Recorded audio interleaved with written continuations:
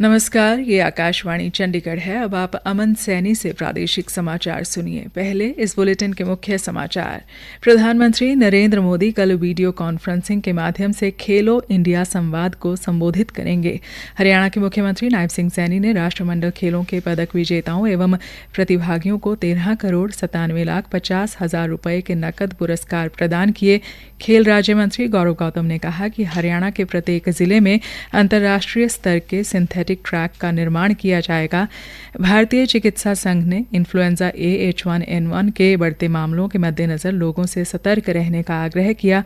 स्वास्थ्य विभाग की अतिरिक्त मुख्य सचिव डॉक्टर सुमिता मिश्रा ने कहा, राज्य में मौसमी इन्फ्लुएंजा की स्थिति पूरी तरह नियंत्रण में और हरियाणा सरकार ने रक्षाबंधन पर महिलाओं को सरकारी बसों में निःशुल्क यात्रा की सुविधा प्रदान की। अब समाचार विस्तार से। प्रधानमंत्री नरेंद्र मोदी कल वीडियो कॉन्फ्रेंसिंग के माध्यम से खेलो इंडिया संवाद को संबोधित करेंगे। राष्ट्रीय खेल दिवस 2026 समारोह के अंतर्गत मेरा युवा भारत द्वारा आयोजित यह कार्यक्रम देश भर में राज्यों और केंद्र शासित प्रदेशों के प्रत्येक जिले के 2 कॉलेजों में युवाओं की भागीदारी के साथ आयोजित किया जाएगा। यह खेल युवा नेतृत्व, नागरिक जिम्मेदारी, समय सेवा, फिटनेस और राष्ट्र निर्माण को एक साझा मंच प्रदान करेगा। कार्यक्रम के बाद युवा प्रतिभागियों, माय भारत के समय सेवकों, स्थानीय खिलाड़ियों और जनप्रतिनिधियों के साथ स्थानीय स्तर पर संवाद होगा। इस पहल की एक प्रमुख विशेषता खेलों में रुचि रखने वाले युवाओं और अग्रणी भारतीय एथलीटों और पदक विजेताओं के बीच सीधा संवाद रहेगी। कार्यक्रम का एक केंद्रीय पहलू युवा संवाद होगा, जहां युवा प्रतिभागियों को अपने विचार, दृष्टिकोण और आकांक्षाओं को व्यक्त करने का मौका मिलेगा। यह संवाद खेल, ओलंपिक आकांक्षाएं, युवा नेतृत्व, विकसित भारत और नशा मुक्त युवा सहित 5 विषयों पर केंद्रित रहेगा। हरियाणा के मुख्यमंत्री नायब सिंह सैनी ने आज पंचकुला में आयोजित राज्य स्तरीय सम्मान समारोह में राष्ट्रमंडल खेलों के पदक विजेताओं एवं प्रतिभागियों को सम्मानित किया। समारोह में 24 खिलाड़ियों को 13,97,50,000 रुपए के नकद पुरस्कार दिए गए।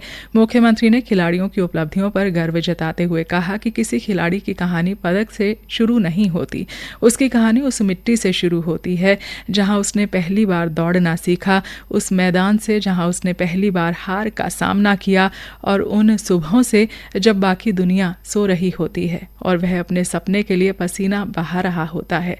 इसके पीछे माता पिता का विश्वास, गुरु का अनुशासन और हर हार के बाद फिर उठ खड़े होने का संकल्प होता है।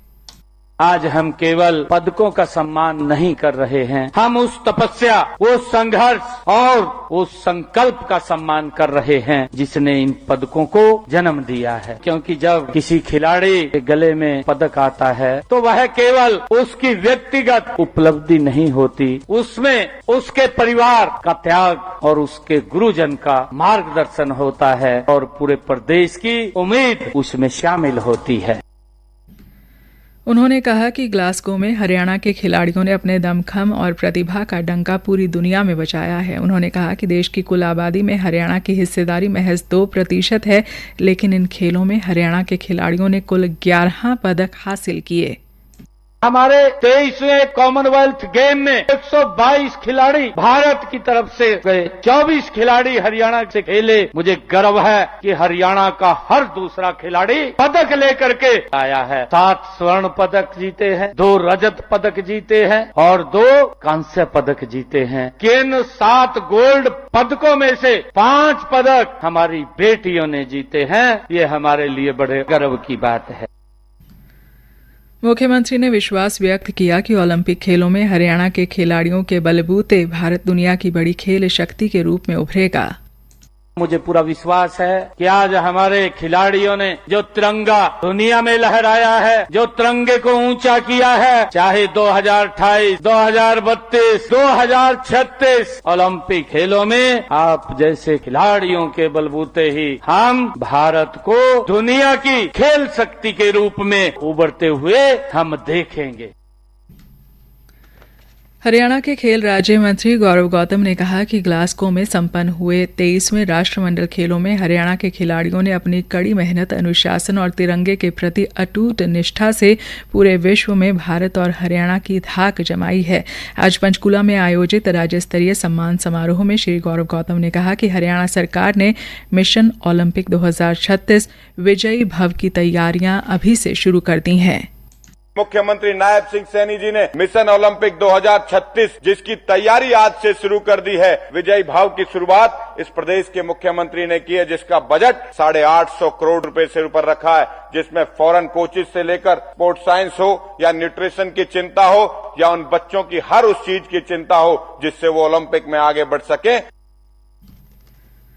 खेल राज्य मंत्री ने कहा कि हरियाणा में आगामी 1 वर्ष में बुनियादी खेल ढांचे को और मजबूत किया जाएगा। राज्य के प्रत्येक जिले में अंतर्राष्ट्रीय स्तर के सिंथेटिक ट्रैक का निर्माण होगा। खिलाड़ियों की तकनीक में सुधार और आधुनिक प्रशिक्षण के लिए विश्व स्तरीय विदेशी प्रशिक्षकों की व्यवस्था की जाएगी। प्रादेशिक समाचार आकाशवाणी चंडीगढ़ से प्रसारित किए जा रहे हैं। हमारे बुलेटिनों और ताज़ा समाचारों के लिए आप हमारी वेबसाइट newsonair.gov.in पर लॉगिन कर सकते हैं। यह समाचार हमारे यूट्यूब चैनल और x handle Akashvani news Chandigarh पर भी उपलब्ध हैं। भारतीय चिकित्सा संघ IMA ने इन्फ्लुएंजा A H1N1 के बढ़ते मामलों के मद्देनज़र लोगों से सतर्क रहने का आग्रह किया है। IMA का कहना है कि अधिकतर संक्रमण हल्के होते हैं और अपने आप ठीक हो जाते हैं, इसलिए घबराने की कोई बात नहीं है। IMA ने लोगों को फ्लू के लक्षणों के लिए डॉक्टर की पर्ची के बिना एंटीबायोटिक्स न लेने की सलाह भी दी है। IMA ने विशेष रूप से एंजीथ्रोमाइसिन, एमोक्सिलिन, क्लेवलनेट और सिफिक्साइम जैसी एंटीबायोटिक्स खुद नहीं लेने की चेतावनी दी है। हरियाणा के स्वास्थ्य एवं परिवार कल्याण विभाग की अतिरिक्त मुख्य सचिव डॉक्टर सुमिता मिश्रा ने कहा कि राज्य में मौसमी इन्फ्लुएंजा फ्लू की स्थिति पूरी तरह नियंत्रण में है।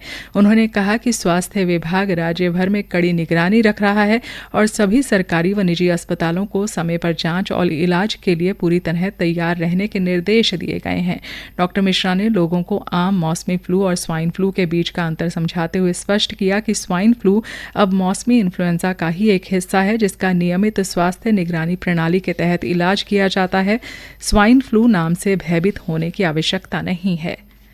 हरियाणा के स्वास्थ्य विभाग की ओर से स्वाइन फ्लू को लेकर जारी हिदायतों के अनुसार अंबाला छावनी के नागरिक अस्पताल में तैयारियां पूरी कर ली गई हैं।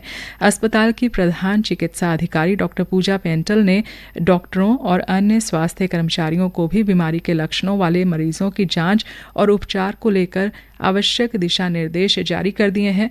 अस्पताल में स्वाइन फ्लू के संदिग्ध मरीजों के लिए अलग से आइसोलेशन वार्ड बनाया गया है।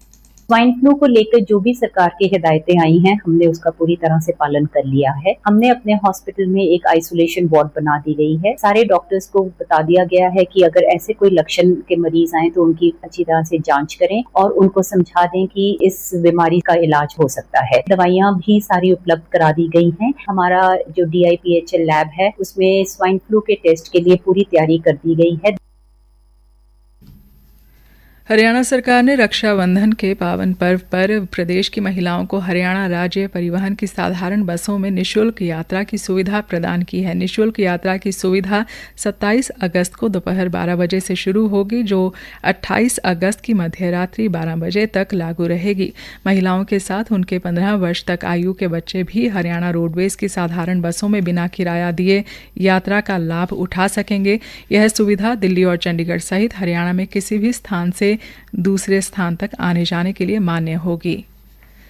हरियाणा राज्य बाल अधिकार संरक्षण आयोग की अध्यक्ष सुश्री तृप्ति हरिपाल श्योराण ने कहा कि स्कूलों में बच्चों के यौन शोषण से जुड़े मामलों तथा पॉक्सो अधिनियम के तहत होने वाली कार्रवाई को लेकर जिला स्तर पर विशेष प्रशिक्षण कार्यक्रम आयोजित किए जाएंगे।